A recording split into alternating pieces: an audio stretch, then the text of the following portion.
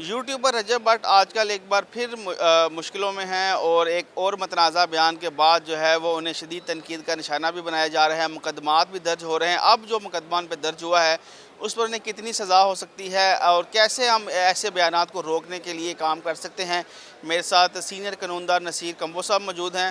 Combo साहब ये बताएं कि ये जो यूट्यूबर्स हैं ये बाज़ औक़ात ऐसा कंटेंट शेयर कर देते हैं जिससे लोगों की दिल आज़ारी होती है, तो इस पर कानून क्या कहता है? जी बिस्मिल्लाहिर्रहमानिर्रहीम। मैं समझता हूँ पहले तो मैं आपके चैनल के तवसत से ये चीज़ बताना चाहूँगा अपने सुनने वालों को, क्योंकि हमारे मुल्क में आजकल यूट्यूब पे जो है ना फ़ैन फॉलोइंग और डॉलर कमाने की हवस में जो है ना लोग हर हद जो है वो क्रॉस कर रहे हैं।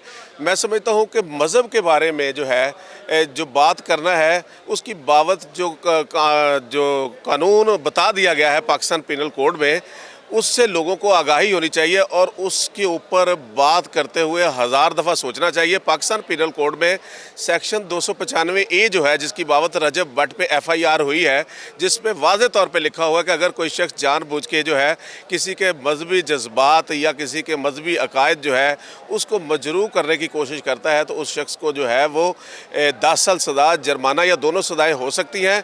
इसी तरह जो है वो सेक्शन 295B जो है उसमें कुरान पाक की बेहुरमती या कुरान पाक की गलत तशरीह करना या नाउज़ बिल्लाह कुरान पाक के औराक को शहीद करने की बाबत उम्र कैद और जुर्माना और दोनों सज़ाएँ हैं। और इसी तरह 295C जो है कोई शख्स इंटेंशनली या अनइंटेंशनली जो है वो हुज़ूर पाक सल्लल्लाहु अलैहि वसल्लम की शान अक़दस में नाउज़ बिल्लाह गुस्ताखी करने की कोशिश करता है, नापाक कोशिश करता है, तो ऐसे शख्स के लिए सज़ाए मौत है, उम्र कैद है। इसी तरह सहाबा कराम, अज़वाज मुताहरात या मुक़द्दस हस्तियों की तौहीन करना जो है वो 298A-B-C 3 साल सज़ा है।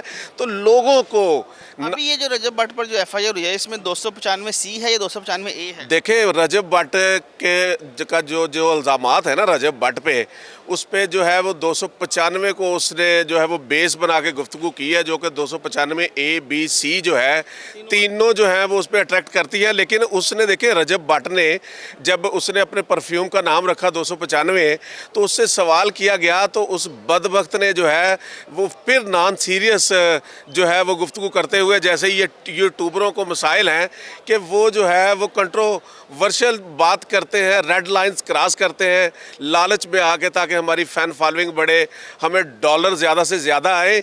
उसने क्या किया कि उसने कहा जी मेरे मुर्शिद जो है वो जिनसे मैं स्पिरिचुअली जो है वो बड़ा मुतासर हूँ, सिद्धू मूसेवाला, उस पर भी 295 लगी थी तो मेरे पे लगी। क्या बात है।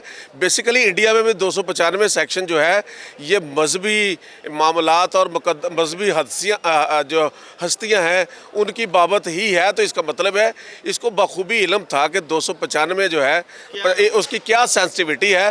तो इस बदबख्त ने जो ये जसारत की है, मैं समझता हूँ इसने जो है वो अपनी दुनिया और आखिरत दोनों ख़राब की है और अपनी फैमिली को और अपने आप को भी जो है वो इसने मुसीबत में, परेशानी में डाला है।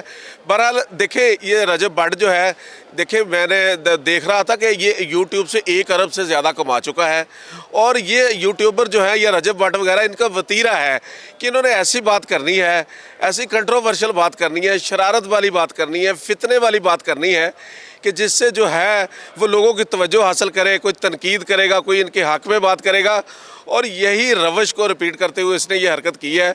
आप पिछले 1 साल का इसका ट्रैक रिकॉर्ड देख लें।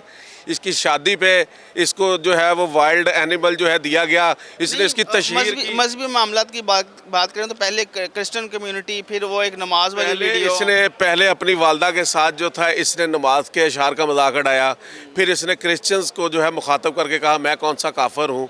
फिर इसने जो है इस पर जो है वो नाजायज़ गन जो है वो बगैर लाइसेंस के इसके बरामद हुई। फिर इससे वाइल्ड एनिमल जो था उसकी वायलेशन इसने की। तो इसका मतलब है ये कानून तोड़ना, तनाज़ात की जद में रहना, कानून तोड़ना। लेकिन ये खुदा का कहर है इस पर कि ये इसकी जो रवश थी, इसने इसको जो है इसने जिस तरह देगर मामलात कानून शिकनियाँ ये करता था, शायद इसको जो आड़े हाथों नहीं लिया गया, कानून के शिकंजे में आया, निकल गया, लेकिन अब जो है ये खुदा की गिरफ्त में आया है।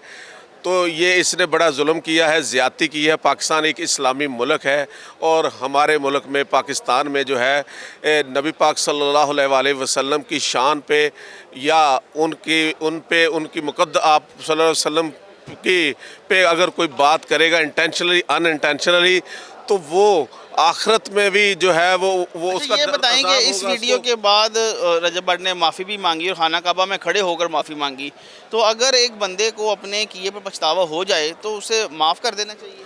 देखिए, माफ़ी मांग लेना ये भी एक हमारे मुल्क में रिवाज बन गया है। बदतमीज़ी करो, कानून तोड़ो, खाना काबा में माफ़ी खड़े मांग होकर लो। बात यह है कि वो खाना काबा में माफ़ी मांगी है, वो खुदा का और उसका मामला है, लेकिन उसने ये कोई एक्सक्यूज़ नहीं है कि ignorance of law is no excuse कि जी मैंने लाइल्मी में कर दिया। अगर लाइल्मी में भी किया है तो उसने कानून तोड़ा है, 295 ए बी सी को हिट किया है, और उसमें जो हमारे जो लॉ ऑफ द लैंड में जो सज़ाएँ बयान की गई हैं, अब उसकी बाबत उसको पर्चा भी हो गया और उसको फेस भी करना पड़ेगा। और अब उसको मैं समझता हूँ कि इंटरपोल के ज़रिए उसे लाना चाहिए, उसको जो है वो ट्रायल चलना चाहिए, ताकि ये लोग जो है, जो यूट्यूबर जो हैं, इनका कोई दीन मज़हब नहीं है, कोई ईमान नहीं है, जो मुंह में आता है ये बात करते हैं। सिर्फ़ और सिर्फ ये मुल्की सालमियत के अदारों को नहीं बख्शते, ये मजहबी तौर पे बात करते हुए इनको बिल्कुल खौफ नहीं आता। अब तो कम साहब पीका एक्ट भी मौजूद है, उसके तहत भी हम देख रहे हैं आए रोज़ पर्चे हो रहे हैं, इस पर नहीं देखिए, लागू होता? मैं समझता हूँ कि जो पीका एक्ट है ना, पीका एक्ट लागू होता है, लेकिन पीका एक्ट में आपको पता है कि सज़ाएँ थोड़ी हैं, जुर्माने ज़्यादा हैं, लेकिन जो इसने ये हरकत की है, नापाक हरकत की है, इसके लिए जो है वो पीका एक्ट नाकाफ़ी है।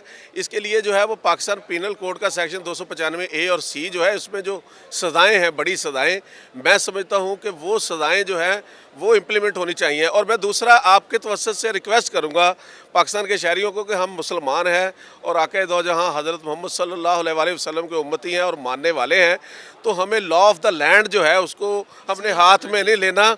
और हमने खुद जो है, जो हमारे मुल्क में पहले भी इंसिडेंट हुए, श्रीलंकन वाक़या हुआ, इसी तरह फैसलाबाद में जड़ा वाले वाला वाक़या हुआ, और हम मुश्तिल होकर जज्बात में आके खुद इंसाफ करने बैठ जाते हैं। कानून का फैसला तो कानून के मुताबिक होना चाहिए, और हमें यहाँ भी जो है वो जोश की बजाय जो है हमें कानून का रास्ता अपनाना चाहिए। और रजब भट्ट जैसे नासूर जो है इस माशरे में, जो माशरती इक़दार ख़राब कर रहे हैं और जो बग़ैर सोचे समझे जो है लोगों को, नौजवान नस्ल को जो है वो बेरारवी का शिकार कर रहे हैं, उन लोगों के ख़िलाफ़ जो है ये केस मंतकी इंजाम तक पहुँचना चाहिए। चलें जी, रजब भट्ट पर जो एफआईआर हुई है उसके मुताबिक उनको 10 साल की सज़ाए मौत या उम्र कैद भी हो सकती है, ये कहना है सीनियर कानूनदान एडवोकेट नसीर कंबो का। साथ ही साथ उनका ये भी कहना है कि ये सिर्फ कानून के मुताबिक जो भी कार्रवाई होनी चाहिए वो होनी चाहिए, और तमाम लोगों को जो है वो जोश से नहीं बल्कि होश से काम लेने की ज़रूरत है।